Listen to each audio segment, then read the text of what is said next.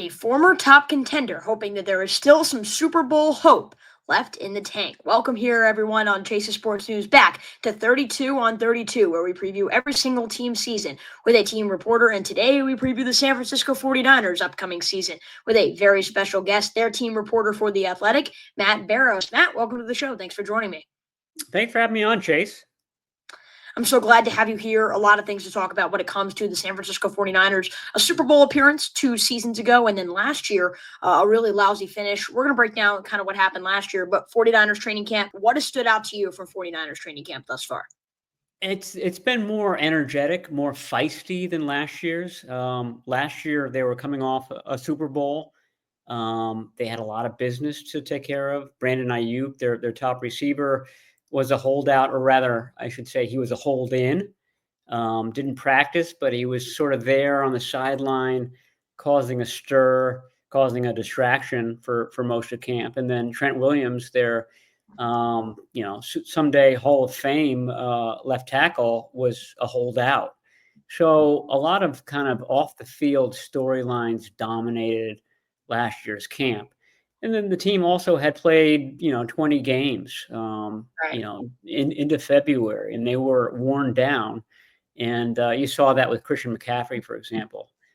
Barely practiced last year, was dealing with Achilles issues for most of the season, then a knee issue. They were a banged up, distracted team in the summer of 2024. This year, they had a full offseason of rest.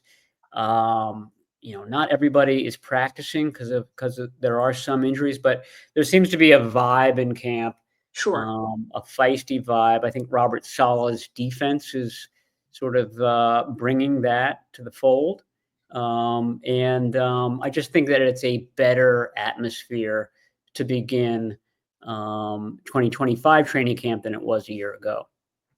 And I think that's so important because you always hear about the Super Bowl hangovers. And the year actually after the 49ers Super Bowl run in the 2019-20 season, the very next season, that was one of their worst years, kind of minus 2024 of this contending era. So oftentimes the Super Bowl hangover is real. Now, oftentimes it could come from injuries or whatnot, and that was a key problem for San Francisco a season ago. But outside of the injury bug just hitting them in the worst way possible, what else contributed to the disappointing result? Well, I mean, I think that not having your top receiver, and really your top receivers, when you include Christian McCaffrey in that, had an impact on everything. This is sort of, esoteric, very kind of inside football, but Brandon Ayuk is one of the better receivers against man-to-man coverage that there is. So when he's on the field, teams tend to play a lot of zone coverage against the 49ers.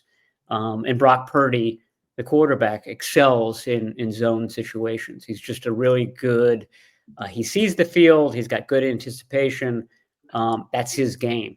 So when Ayuk isn't there and when Christian McCaffrey isn't there, teams tend to load up with man-to-man coverage. And the throwing windows are smaller. I just think that it has a real kind of important trickle-down effect on everything.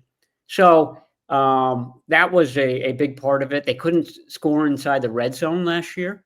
Christian McCaffrey scored 20 touchdowns for them in 2023. Without Christian McCaffrey, their leading touchdown scorer on the ground was Brock Purdy, and I think he had like 4 or 5.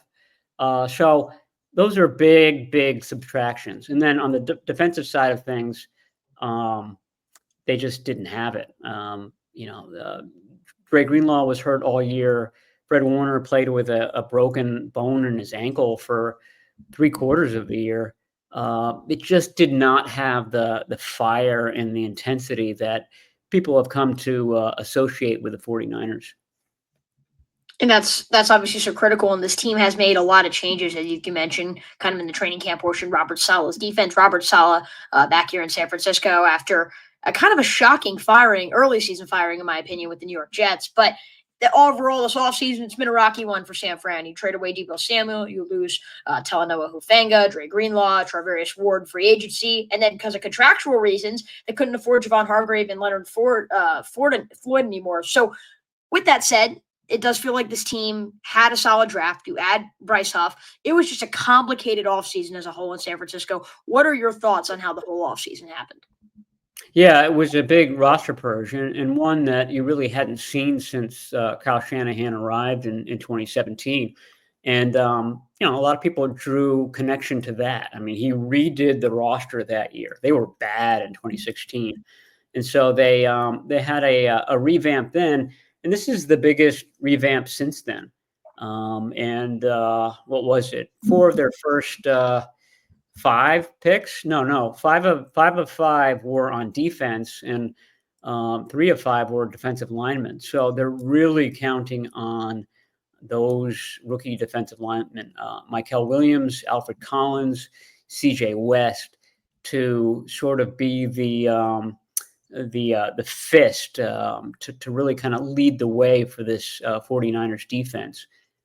This is a team that leads with its defensive line. Some teams are built from the back of the defense forward, like the Pete Carroll Seahawks, for example, of the past. This team does it the opposite way. They spend a lot of resources on the defensive line, and they expect that defensive line to really kind of clear the way for everybody else. So Sure. a lot is riding on a few guys who are in their early 20s and in the NFL for the first time this year. I can tell you that they've looked good so far in camp, and especially C.J. West out of Indiana. He was a fourth-round pick, and Michael Williams, their number one overall pick out of Georgia.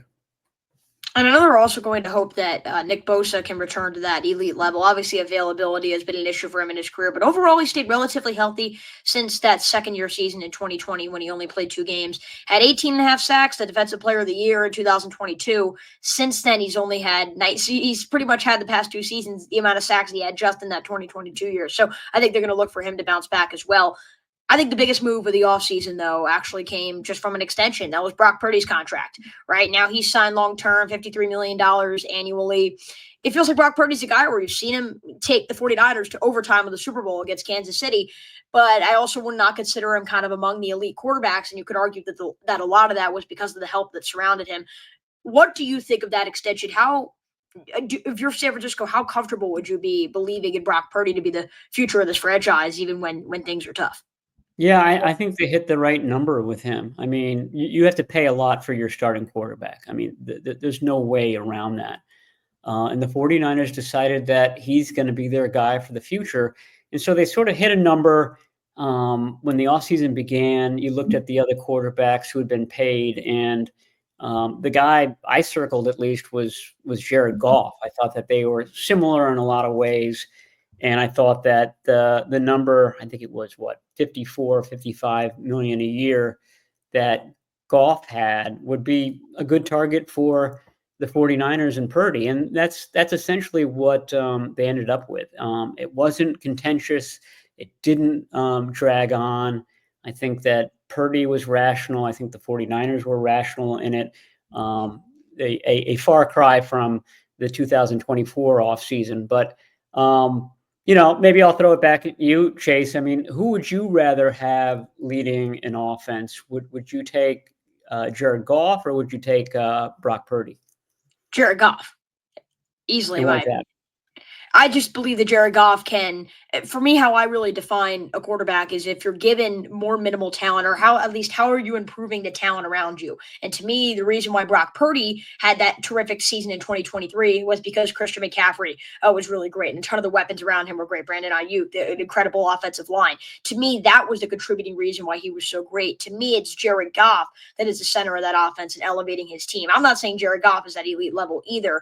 I just think that in terms of a quarterback needing to be the commander of an offense, I don't know if Brock Purdy can be that, because we saw Christian McCaffrey kind of do that in 2023. So I guess that would be where my concerns lie for him. And I mean, I feel like the regression last year may have hinted at that as well with some guys injured.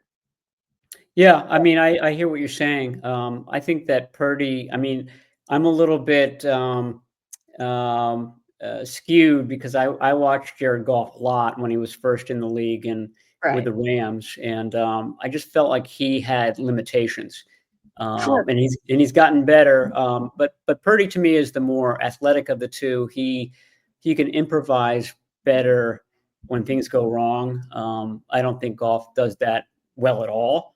I think that's probably a weakness of his. But yeah, I mean, we'll see this year. This will be a good test of Brock Purdy because he's not going to have Brandon Ayuk to begin the season.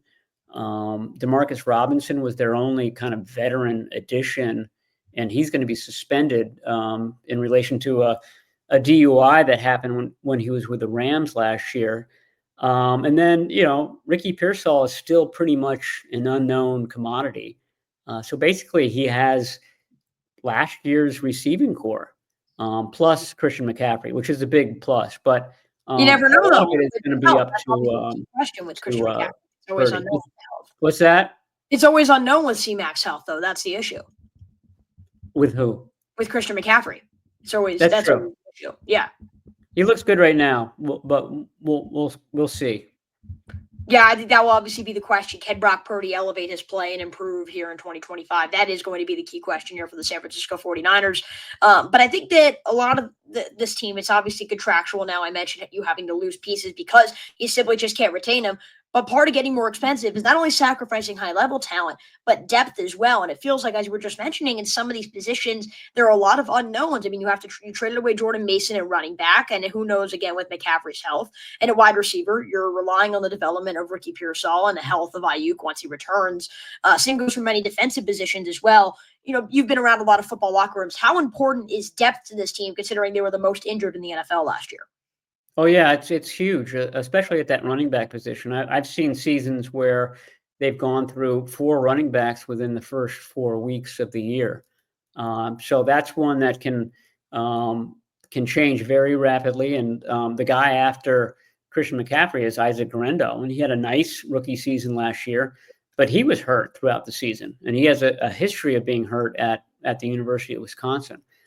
He's a fast guy, and fast guys tend to have hamstring injuries, and he's had a bunch of those.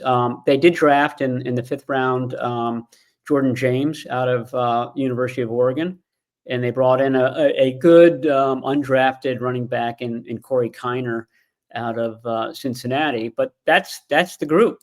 There's only 4 tailbacks right now in camp. Usually teams go in with more than that. They do have Kyle Juszczyk at fullback, but yeah, that's a position that can change on a dime. And we already talked about wide receiver.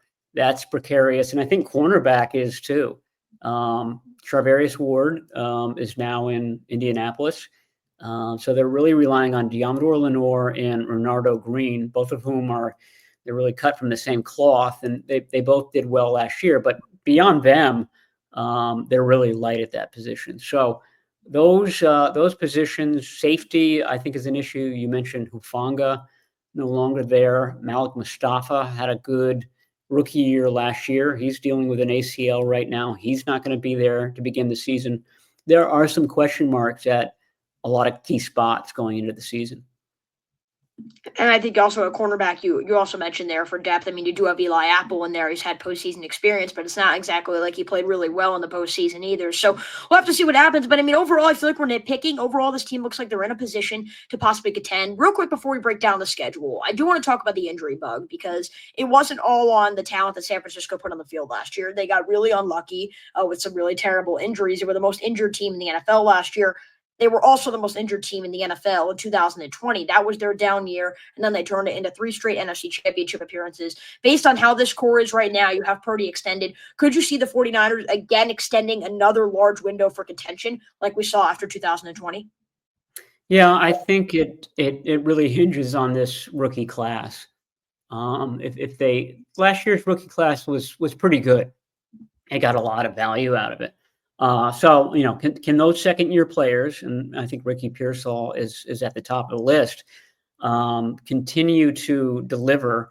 And can this class sort of be the foundation, the ballast for what you just described, another kind of big window of contention? Because, George Kittle's in his 30s. Christian McCaffrey is 29. Some of the stars on this team are starting to get up there in age. Trent Williams is 37.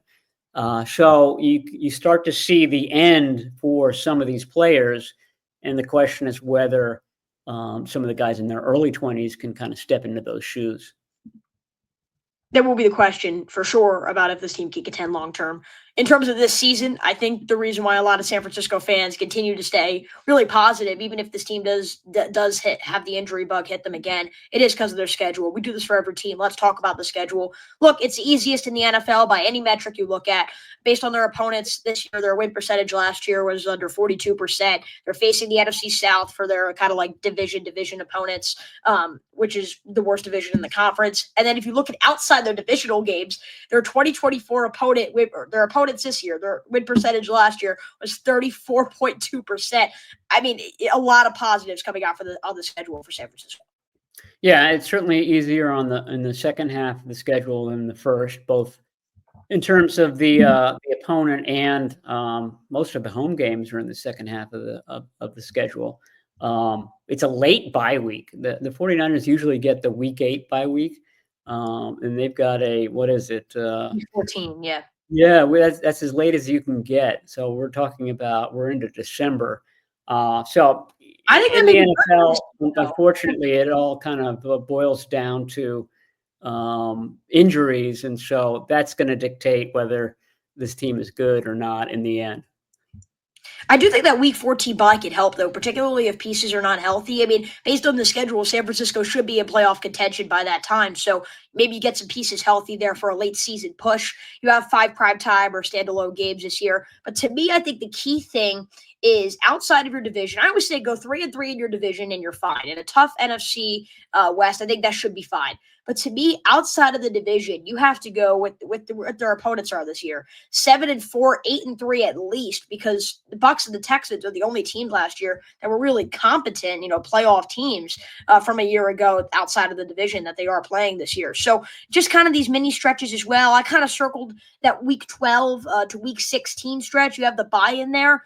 I think you have to go at least 3-1 there. You have the bye. You have a rookie quarterback in Tennessee. Who knows what's going on in Indianapolis? I'm not high on Carolina. I don't think anyone should be high on Cleveland. So that kind of stretch right there where you have the bye week tucked in there as well. If they can capitalize on some of these stretches and some of these opportunities, San Francisco will be in the playoffs again. Yeah, I agree. I mean, if they can hold ground early in the season, especially when you're considering how many rookies are going to be playing. The rookies you would think would be better at the end of the year than the beginning of the year. Right. Yeah, it's the second half of the season when this team can really sort of seize momentum and seize their playoff spot. Yeah, I think just looking at the schedule right now, Seattle's the only team, if I'm looking correctly, in the second half of the schedule that had a winning record last season. So a clear opportunity for San Fran there. My question to you, though, is you seem to have this cakewalk of a schedule. It looks like with that, as long as they stay relatively healthy, San Fran will go to the postseason. But do you believe they will be prepared for the challenges that could face them there? Because part of having the schedule is, yes, you'll get to the playoffs, but is this team going to be prepared for the tough competition that they would face? I mean, they're pretty battle tested.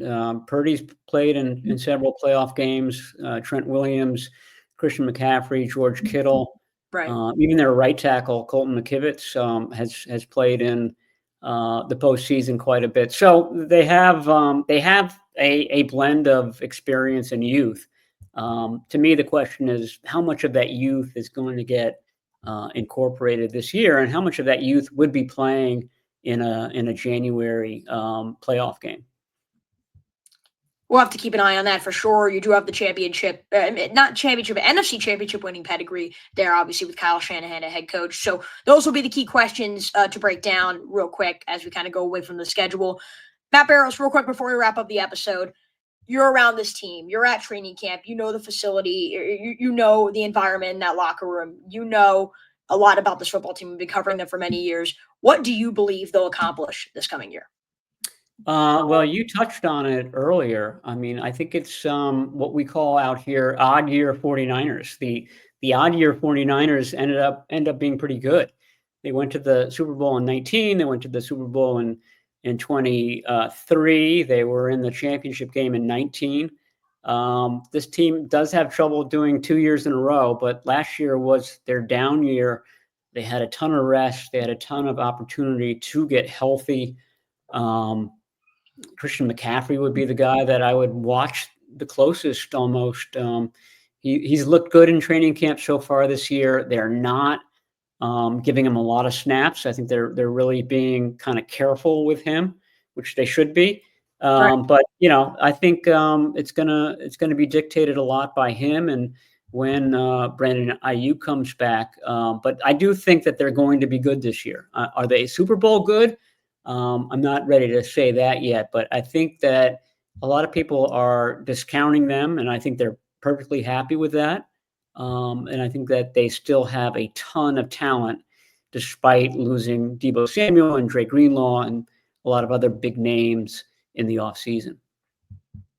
Yeah, I think San Fran could very well contend. And if you get into the postseason, this team knows how to get through the NFC, even when they're a lower seed. I mean, they were what, a 6th seed in 2021. They still found a way to make the NFC Championship game against the Rams. So this team knows the foundation necessary to win in the postseason. And as long as they get there, anything can happen in January football. Matt Barrows, thank you so much for taking the time here today to speak with us. We appreciate it. Thanks, Chase. Thanks for having me on. Of course, we're going to wrap this one up here. Again, San Francisco 49ers, one of the first teams we're doing. We got a lot more to go here as we near the start of the NFL season. 32-32 here on Chase Sports News. Signing off alongside Matt Barrows of The Athletic, I am your host, Chase Coburn. Signing off from Chase Sports News.